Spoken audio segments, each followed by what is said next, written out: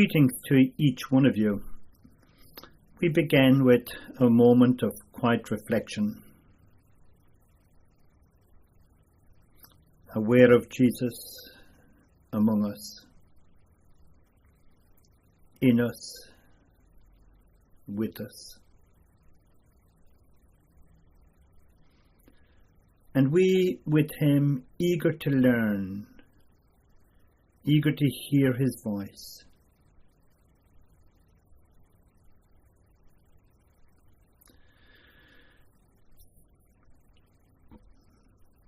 Pope Francis has invited us into an exciting adventure.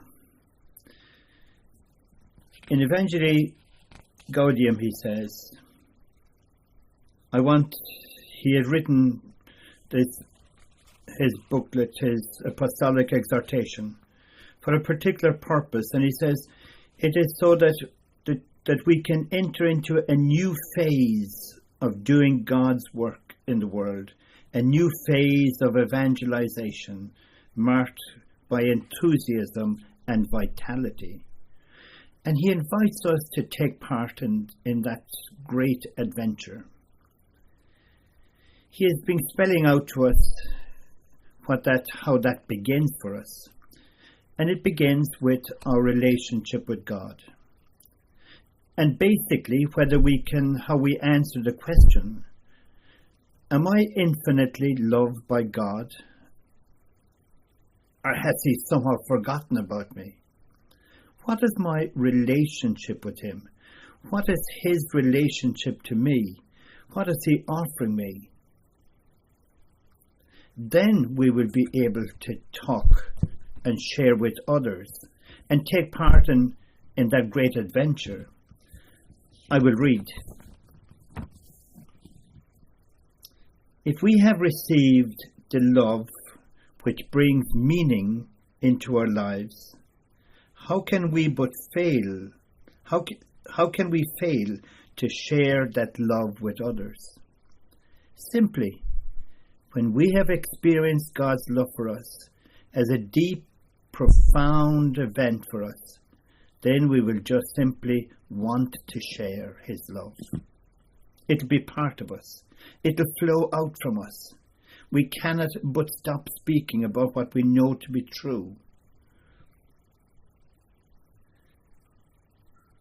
He calls to mind, he quotes Pope St. Paul when he says, "The love of Christ urges us on, and woe to me if I do not proclaim the gospel."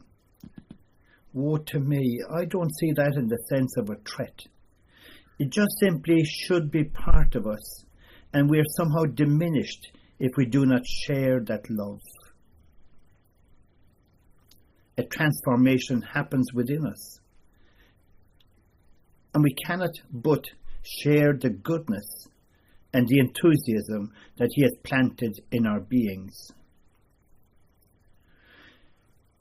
An easy temptation for us is that evangelization, is that any good works that we do, whatever we say by way of encouragement to another, our temptation is that these are our decisions, our work. No. Pope Francis is clear. He's saying that the first and foremost, they are the Lord's work.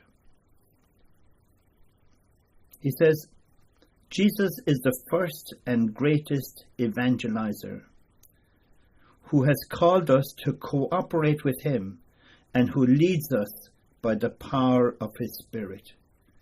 That's the seedbed. That's where the spirit of wanting to share or evangelization is nurtured and happens. He goes on and he says, God takes the initiative. He has loved us first. He gives the growth. He says that when, I'm using my own words, but he says, when times then become difficult or demanding, or when people challenge us, we can still maintain the joy in the midst of that task.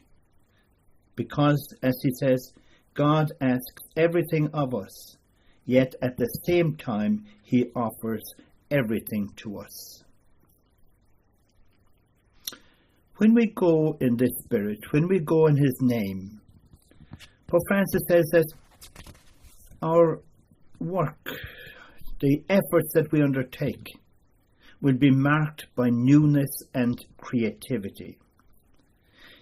He explains it. He says that, well, when we come face to face with God, he makes us always young and is a constant source of newness. He said, there is an infinite insight, an infinite mystery going on when we come face to face with Christ. And it's continually new insights and new love being born in us. I read, he says, Jesus constantly amazes us by his divine creativity.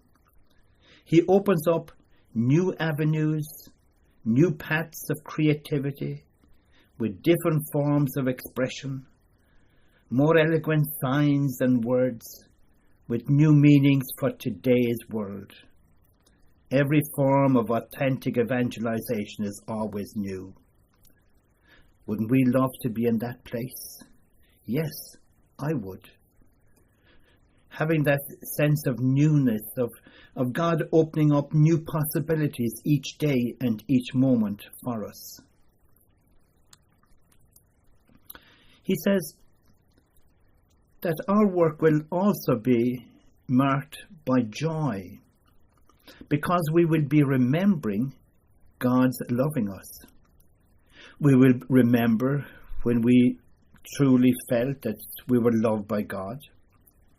We will remember times when we felt the touches of God's love. Perhaps the beauty of the Eucharist when we are part of it. We may remember those who helped awaken our trust in God's goodness. Our sharing, our work of leading others or praying that others can come to Christ is an act of remembering on our part, remembering God's goodness to us, and that's what keeps us joyful.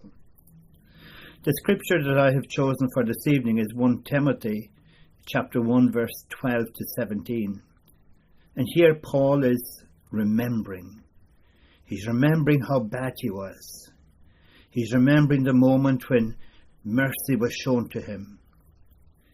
He's remembering that he was appointed to the service, to the work of being an evangelist. He was remembering, and that is what impelled him forward. I'll end with a brief story from Pope Francis when he spoke during the Jesuit chapter in Rome in 2016. He was asked a question. You must be a very hopeful man. You must be filled with hope. He says, not really, no. I am a pessimist. But when I think back over each day, I realize that I have been carried, that God has carried me, that he has led me, that he has guided me through situations.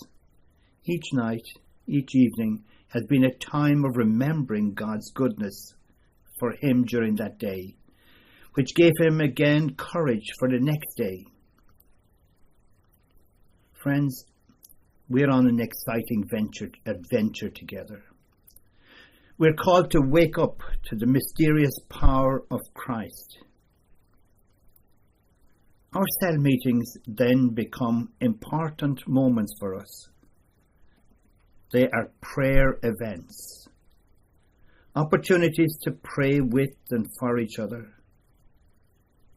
They're inspired by a sense of Jesus among us and a desire on our part to be disciples. In other words, to be learners together at the feet of Jesus, open to and being prepared to engage in his great work of evangelizing the world in which we are part of. with enthusiasm and creativity.